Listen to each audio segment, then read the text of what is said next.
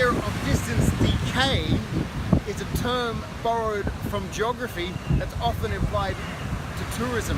Distance decay explains the relationship between interaction between two places is inversely proportional to the distance between them. That is, places that are close together have more interaction than places that are further apart. This theory from geography has been applied to tourism. My colleague Bob Mckercher has written several papers exploring this issue. So for example, one reason that France has the most international visitor arrivals is not necessarily because of the attractions. Sure, Paris is the city of love. You've got the French cheeses, the French food, the French wine. There's many great things to see. There's the French Riviera for the 3S tourism.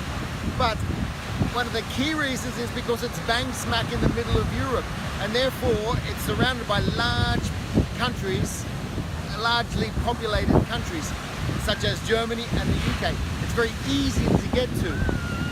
Conversely, places in the South Pacific are very far away from population centers, and it's one of the reasons why they don't have as many tourists. This is known as the friction of distance. So the further away something is, the more expensive or costly it is in terms of both expenses, monetary expenses, and time to get there. So it's one of the explanations. But interestingly, here I am in Nha Trang in Vietnam, and there's quite a lot of Russian tourists here. Now, for a sort of beachside resort type destination, having many Russians brings up an interesting issue. Why are they coming here as opposed to other types of destinations like this that has similar characteristics that are closer to Russia, let's say in Europe?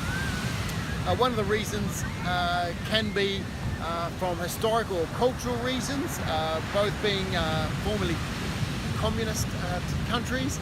Another reason could be that there was large Russian military bases not far from here, and therefore that generated some sort of trend or popularity.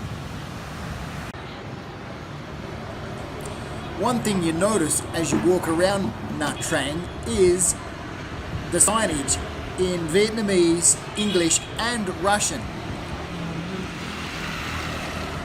Last year there were 200,000 Russian visitors to Vietnam who came on 700 direct flights between Russia and Vietnam.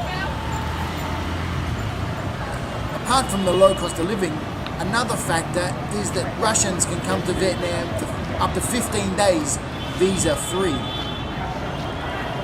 This also facilitates travel for Russians coming to Vietnam.